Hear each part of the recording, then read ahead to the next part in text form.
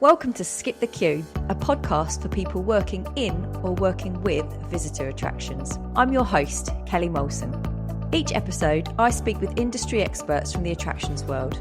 In today's episode, I speak with Jules Ozbek, Head of Sales and Marketing at Continuum Attractions.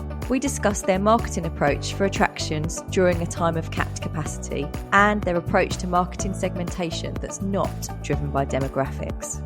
If you like what you hear, you can subscribe on iTunes, Spotify, and all the usual channels by searching Skip the Queue. Jules, thank you for coming on the podcast today. It's lovely to have you with us. I really appreciate your time. Pleasure. I always start off these podcast interviews with a few little icebreaker questions because we haven't spoken before, and I think it's quite nice to just get to know the real you. Okay. So, all right. So, first one, where is the worst place you could get stuck? Oh, the tube at rush hour. Yeah. Are you like, how tall are you as well? Because I'm 5'2". Yeah, me too. I'm going to say I'm 5'2.5" because that half makes a difference. But I'm at armpit height as well. Exactly. Oh, it's the worst. And I suffer a little bit from claustrophobia. So being on the tube under people's armpits at rush hour, worst nightmare. I'm with you. I'm totally with you on that one. Okay. What is your favourite movie quote? Oh gosh, that's a hard one. The one that springs to mind first is "Don't put baby in the corner," but I think that's because I was a Dirty Dancing fan as a teenager. Who isn't? I mean, still am. And I'd hate to be put in the corner myself. I think that's a great answer. I mean, I'm an 80s film fan as well, so that really hits the spot with me. You can't beat Dirty Dancing and Top Gun are two of my all-time favourite movies. My quote is a Top Gun quote. Absolutely would have been a Top Gun quote. All right, so this is the last icebreaker question, but it's always my favourite one. So can you tell me something that's true to you that almost nobody agrees with you on? So, like, what is your unpopular opinion? Oh, gosh, that's a really hard one. Breakfast food is the best and could be eaten at every mealtime. Oh, yeah. What are we talking? Are we talking continental? No. I mean, continental's great because who doesn't love a pan au chocolat? But I'm talking like pancakes. Like you can have pancakes for lunch quite easily. You can make a mid-meal out of breakfast, which is brunch. And who doesn't love brunch? Because you can also have a mimosa with brunch. You are my kind of woman, Jules. And then I don't know, bacon sandwich, BLT. I mean, you can eat that stuff any time of the day. So if I had to pick one meal time to eat for the rest of my life, it would be breakfast. I love and all its glory. I love it. And with the mimosas thrown in as well. It's a perfect combination. Great. Thank you. Anyway, moving on. So, Jules, tell us a little bit. I mean, can you tell us what your background has been in the attractions world and how you've come to work with Continuum? Sure. So I started my career in event management for Northumbria University, where I was studying for my master's, which opened a lot of doors to me. I had a great experience. And then went on to work for a business called Northern Film and Media, who were the regional screen agency for the north of England.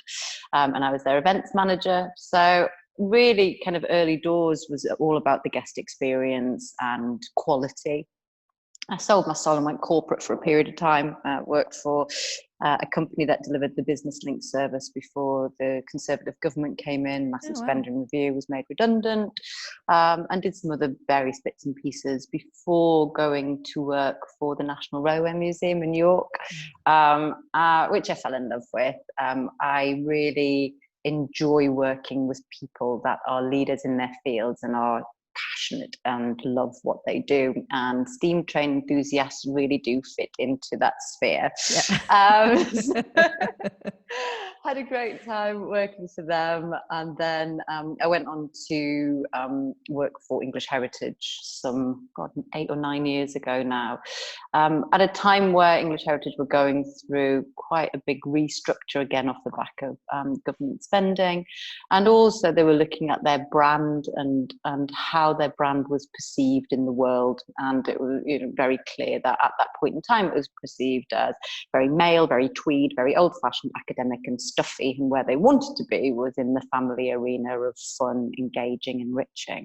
So they were about to embark on this journey of moving the English Heritage brand from where it was forward. So a really exciting time. I also walked into a marketing department that was non-existent in the York office in the north of England. So I found cassettes from the 80s with like radio campaigns and things on. Like, wow, yeah. So I had a great time there, built a brilliant team around me, worked for a really, really great lady called Elizabeth Page, who I got on very well with, was a great mentor. And we had a portfolio of 38 sites, historic, everything from stately houses to castles to bits of rock in the middle of fields, and also Hadrian's Wall, some 73 miles of UNESCO World Heritage sites. So an amazing portfolio to work with a great team, and we grew the commercial side of the business quite exponentially actually over the 4 or 5 years that I was there. So really great time to be involved in that. And then I was kind of wrenched away because I loved it so much, but I knew I'd hit that kind of glass ceiling and couldn't do any more. So I took the leap into Continuum Attractions, where I am today, and quite a big culture shock, I think it's fair to say, to go from working for a very historic, very authoritative, very academic English Heritage with huge, brand values that stand behind it, to a really nimble commercial organisation of a diverse portfolio, eclectic mix of attractions spread across the UK. But I'm still here some 4 years later, so I'm clearly enjoying it.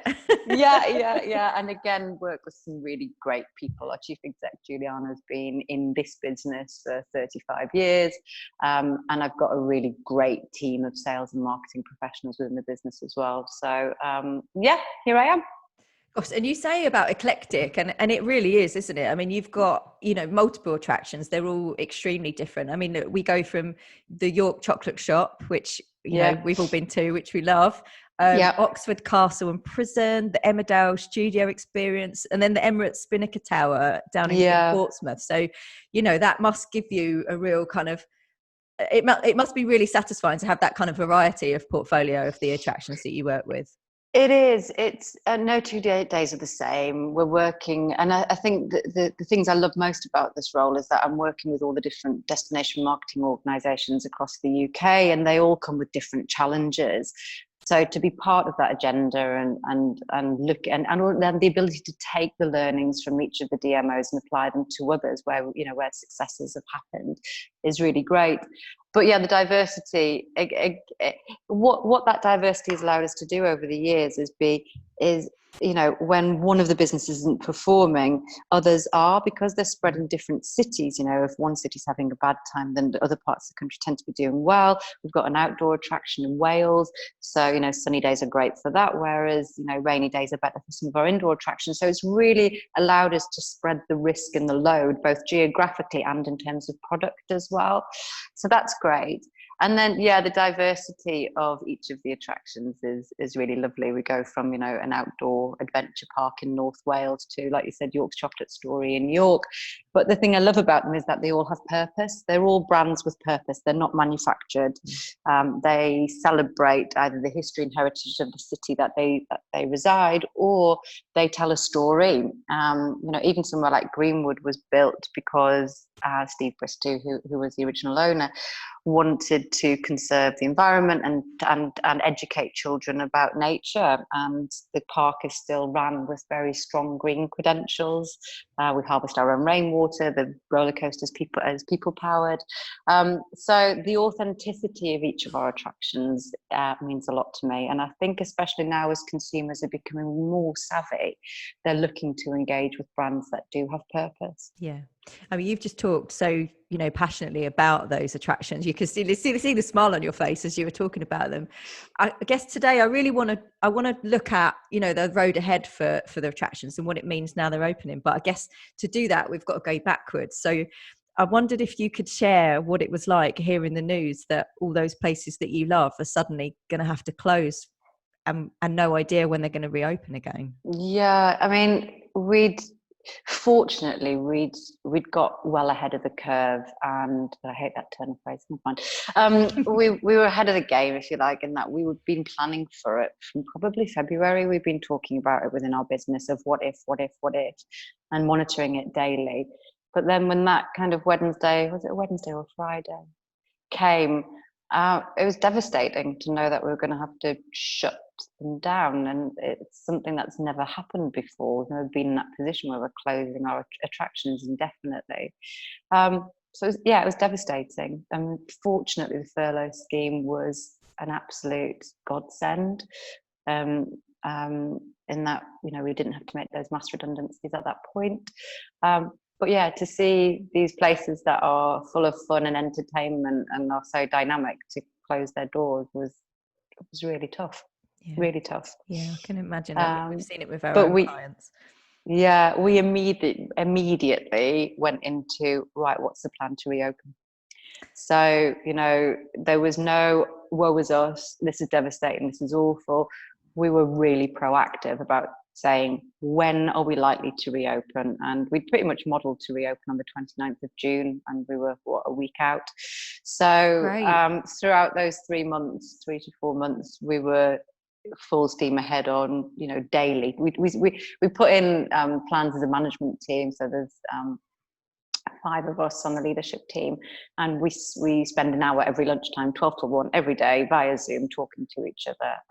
And I think that was really useful in keeping abreast of what was happening and planning daily, changing our minds daily, moving forward daily, to get us to a point where we could open our doors last Saturday. Brilliant. I'm so glad that you're all open. It's really good to see. It's such a positive thing for the industry. What about, obviously there was so much work to do whilst you were closed in terms of planning for reopening. That's a huge task in itself. But what about, how have you approached marketing the attractions throughout that time? And maybe how did you kind of keep in touch with your existing audience? Because I'm sure you've got incredibly loyal fans that come back over and over again. We have. Our repeat visit market is quite low, actually. We are very much day trip. We reside in places where it's a day trip market or a holiday market. So we don't get huge amounts of repeat visitors. But because our subject matter is really rich, we do have a loyal social engagement or following. We planned really early before we closed. Got all the marketeers around and said, right, okay, guys, what does 3 months worth of content look like? And we captured a lot of it up front. We did a lot of scheduling before the guys all went into furlough. So we had this constant drip of 2 or 3 engagements every week across all the portfolio that were either, entertaining or enriching, or told a fact or story about the attraction that you might not know. And some of it was just for fun as well. So we kept that momentum going, which I think's done us really well. It stood us in really good stead. We were also really, keen to talk to the media about what it means to close, what it means, what reopening looks like, what safety measures we're putting in place to reopen. So there's the B2B side of it and the B2C side. And then all along, we've had to review our marketing budgets. What do they look like moving forward, and how do we get really cost effectively in front of people in the short term, because it is going to be short term. We've got 6 weeks to really capitalize on volume before we go back into a shoulder season. And my strategy has been, how do we do it most cost effectively? Let's look at our social channels. Let's get those back up and active, or boosting a lot of that activity. We've had really great success with PPC and digital retargeting, as well as basket abandonment activity. So our digital is performing really well for us. We made sure we went through our websites and made sure they were fit for purpose, and that the user experience on them was really easy as well.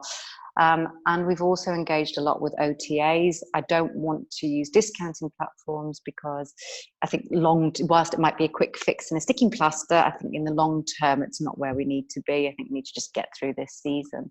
So very much looked at the online ticket agents who can reach mass market for us at a percentage. That's not going to cost us anything other than a little bit on the yield. So really utilising those to good effect, as well as PR, but in terms of traditional type advertising, I think that's going to be on the back burner till next year. Yeah, for sure.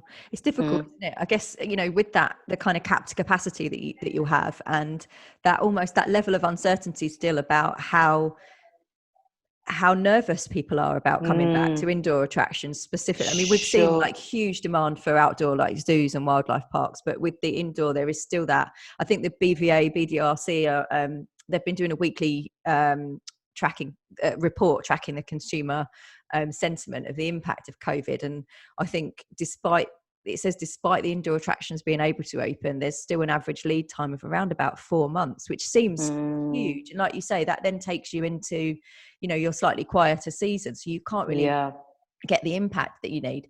What's the uptake of some of the attractions been so far? Have you been pleased with what you've seen? I was really pleasantly surprised to see York's Chocolate Story perform really well over Saturday and Sunday. What we've seen is that the booking lead time is a lot shorter than we've seen ever. Obviously, people are making decisions, the day before or even on the morning to come and visit us. I was pleasantly surprised to see the numbers coming through the door, and also the available spend in the retail area. The spend per head was above where we expected it to be, which was really pleasing. The most pleasing thing for me was that everybody enjoyed their experience. So they came and they felt looked after. They knew we had the right safety measures in place. So whilst the attraction has been sanitized, the experience hasn't.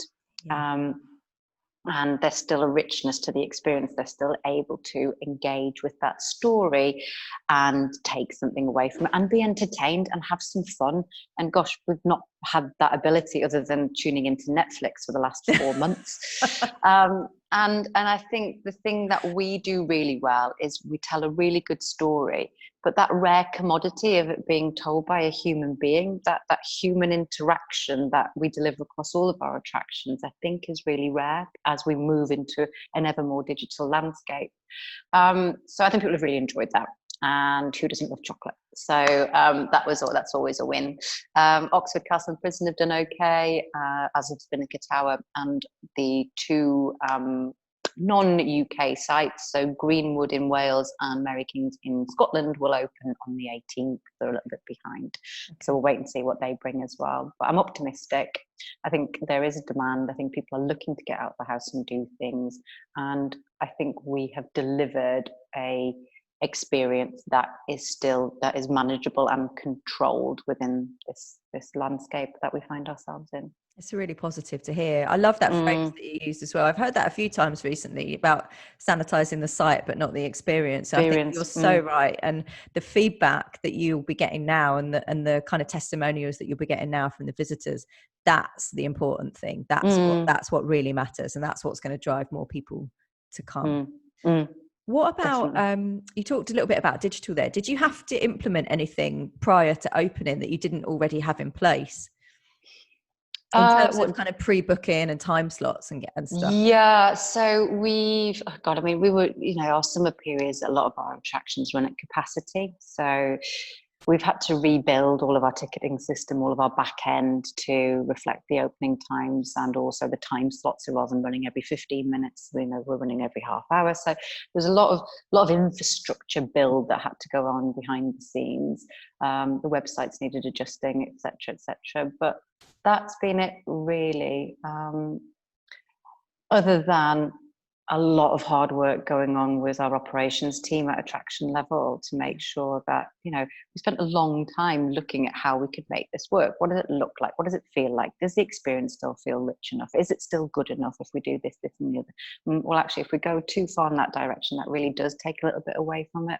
So let's bring it back. And then we had our audits last week and the week before, and they came out really well. We didn't think we'd be able to do the lolly chocolate making that you do at York's Chocolate Story, but actually the auditor said that would be okay. So that's a great bit of the product that we could put back in. So I think operationally we've done a lot. Digitally, other than a lot of just annoying administration of having to rebuild stuff. Yes, I hear your pain. I've been on the build side, so I know exactly how you feel. It's just been so much work all round for everybody. And we have asked people to pre-book in advance as well. That just makes our lives easier, both operationally, but also we know what we're dealing with rather than just people walking across the streets. Do you think that's something that you'll continue as well? I mean, I don't know. We do, a lot of our attractions do rely on walk-up trade. If you look at Spinnaker Tower, it's the biggest advert it could possibly be. This huge tower kind of coming out the landscape of the south coast. So to say that we're not going to take walk-ups, I think would cut a huge amount of our market, especially again places like Edinburgh, where it's a wandering city and people are looking for things to do and they happen upon us. I'd hate to be turning people away. So no, I don't think we'll get to that point. I think we'll still open our doors and welcome people in with open arms. Yeah. So we saw you speak last year at the annual national conference of visitor attractions last October. It's brilliant. You talked a lot about the subject of marketing segmentation. And I think one of the takeaways, one of the quotes was, the demographics are no longer as reliable as the boundaries between them are blurring. And I really appreciated your talk, because sometimes you get put in a box, and I sometimes don't necessarily fit that box. I'm a 40-year-old woman, actually don't have children, so where do I kind of fit when it comes to attractions? And it really stuck in my head. How have you implemented your segmentation so that it's not demographic driven? And is this something that is going to have to change post-COVID? Yeah, it's a really good question, and which I've thought a lot about recently. How have we implemented our segmentation? We use our segmentation across all areas of the business. So I was really keen when we brought this in that it wasn't just a marketing tool, but actually we used it in our business planning, we used it in our buying for retail, we used it in our offer for F&B, and like I said, the business planning process in terms of product development as well. I was also determined that we weren't going to put people into box. So you are a 40-something person, therefore you'll be married, and therefore you'll have 2.4 children, and you'll probably have about this much disposable income. It doesn't work anymore. I was more interested in people's motivations and behaviors. So what's motivating them to leave the house? How do they want to spend their leisure time? And boxing people up in that way, rather than, your X age female from blah, therefore this is what this all means. Actually, age and the way people behave is blurring, and therefore what I was really interested in is people's motivations and behaviors for wanting to leave the house and spend their leisure time. And the research that we did was really interesting. It talked about the main motivator for leaving the house, and then how we segmented that up into different sections. So how do we use it? We use it really well, especially with somewhere like, and I'll use York's Chocolate Story again by way of example, in that we have this beautiful product that tells this beautiful story that celebrates the history and heritage of confectionery and chocolate making in York. And actually, the way that we sell that to different people is really interesting. So it's great for a family market. So how do we, and I'll come back to families as well. So it's great for a family market in that we can sell it as there's enrichment for your children. It'll be fun for all the family. You don't have to, you can take part in the fun with your children rather than having to be the fun maker, if you like. But also similarly for a couple, no matter what age, that might be on holiday in New York, it's a great way to spend an hour learning about the city that you're in. And then our kind of contemporary socialite segment that we use is kind of people that are looking for the unique so that they can then own that story and go and tell it themselves. So we've used it really cleverly about hitting different markets and telling different stories and spins on very much the same product, and what ultimately what they want to take away from that experience. I love that. It's so refreshing to see this, to see this approach. I haven't come across it. I've not experienced that with any other kind of people that I've been speaking to about this topic. And we do tend to pigeonhole. And like I said, I was just determined, I fit very much into two different of our segments. I've got two wonderful stepchildren. So with my family head on, I fit very much into this segment. My motivation is, how do we all go and have fun as a family? And I'm determined that they engage with quality products and that they learn something. Yeah. So they're not just filling their faces full of sugar and going mad for a few hours. But then also when we don't have them, I very much fall into one of our very different segments, which is that contemporary socialite one that looks at, I want unique, I'm looking for the adventure, I'm looking for something different, I don't mind paying a little bit more for something that's really different. So I find myself switching between the two. But again, it's not about the fact that I'm a 39-year-old woman that does this, this and this. It's what's my motivation for leaving the house today. I think that's been the difference, and we've seen some really good success off the back of it. It feels like that won't change post-COVID then, because that's kind of that's the strategy that you work with. It doesn't feel like that will we've change. Almost put this kind of I've been looking at kind of putting this veil over the top of our segments, which is the COVID veil. And what does that mean to each of our segments at the minute? Well, some of them will be more resilient to others. Others will be, a little more uncertain about leaving the house. I was looking at some data the other day that says millennials are going to be the most resilient. They've lived through a recession. They are and I'm going to use younger. But the younger demographic, they're just in their attitudes and behaviours are more resilient to things than perhaps a different segment. So we've looked at that in terms of our marketing and thought, right, how do we get in front of these guys? How do we show them that we can still have a really great time? So I've kind of just overlaid our segmentation and our marketing with tissue paper that I hope to be able to whip away very soon. I've got this vision in my head of this COVID cloak, which is like grey and miserable, like covering everything. We have to tear it apart. Tear it away. Yeah. Oh, I love this. So what does the next kind of few months look like for you? And I guess the bigger question is, what does it look like for the future of attractions? It's a big question and a tough one to answer. Sure. I mean, there's something that we've been wrestling with recently, which is, we've had to limit the amount of people that we can put through our attraction. So there's going to be limited supply. What does that mean for demand? You look at basic economics, where, how do those things pan out? We've made a really conscious decision to hold our price. We haven't discounted our attractions because we know their quality. We know we offer a great experience. It is costing us more to operate them at the minute, but there is limited demand.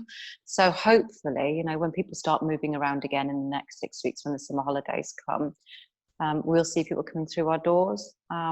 And I do believe that people will start moving around as soon as the summer holidays break. You just got to look at booking trends for some of the big holiday areas and what we're seeing in influx, especially into places like North Wales, Cornwall, Scotland, etc. So I'm hopeful that we will be able to capitalise as much as we can during the next 6 weeks. We've got experiences that can operate pretty safely and pretty COVID compliant. And I think we've proved that over the last weekend. So fingers crossed, we see people returning to us over the next 6 weeks. And then as we go back into that shoulder season of September and the beginning of October, we're really going to have to look at the days in which we're operating, I think, and see whether we can still operate 7 days a week, whether we need to cut that down. Next big opportunity will be October half term, and then our Christmas offering. Quiet January, February, and then I'm hoping we're back to somewhere near, at least 70-80% of normal operating by next Easter. That feels about right, doesn't it? In terms that's of what I'm really holding out for. I think it'd be really interesting to see what happens with the international market over the summer, but also over the autumn as well. If things aren't as bad and people are flying and they've missed out on their summer holidays, will there be an opportunity for long weekend breaks during the September time? So I'm really interested to see what happens then. And in consumer confidence, as soon as people start flying again, it'll naturally snowball if it goes well. So we'll see what happens there. We took a lot of learnings from retail when they first started opening, and watched that really carefully to see how they were operating, how consumers were behaving, etc. So the international market will be an interesting one, and I hope we start to recover. But also the opportunities around staycation. Our attractions do well during staycation. We're at that really lovely price point. We're not expensive. We're a really lovely treat type experience for an hour or two at a really great price point. So we tend to do well during times of recession and during, a boom in the staycation market. Good. Sounds like there's lots of positives coming. I feel like we're on the cusp of it. Yeah. Well, we're coming to the end of the podcast, and I always like to ask our guests if there's a book that they'd recommend that's helped shape their career in any way. So have you got a recommendation for us? I've got two. There's always two. Sorry. Look, I give these away as gifts, and you all keep blowing my marketing budget. I've got two. Okay. The first book, I read the Innocent Smoothie books years and years ago, and I was completely inspired by these three chaps and their entrepreneurial style and how they set the tone of the way that brands spoke to consumers. And I can remember being just hugely inspired by them, and also the culture of the business that they set. And I can remember thinking, I want to work in a business with that kind of culture. That's entrepreneurial, that's fun, that's not frightened to take risks, that's happy to push the boundaries a little bit. And I think that really set the tone for what I was looking for in the workplace. And I've chased that all of my career, I think. So that really shaped what I was looking for, and the culture that I try and set within the marketing communities that I work in. We're never frightened to take risks, and I think that's something that my guys will hear all the time. Let's try it. Let's see what happens. What's the worst that can happen? Exactly. Yeah. And if we get it wrong, what do we learn from it? And that's probably more valuable to us than spending money on huge amounts of data and insights. So that really set a cultural tone for me.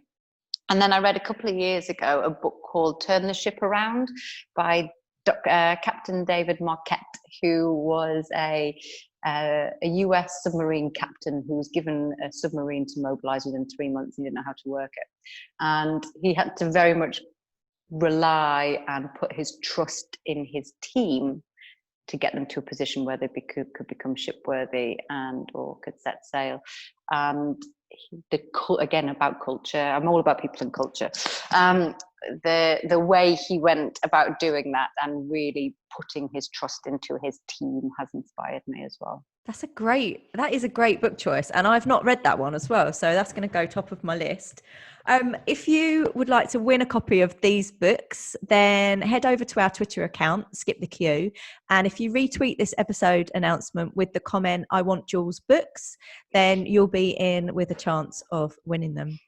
Jules, thank you so much. It has been an absolute pleasure to talk to you.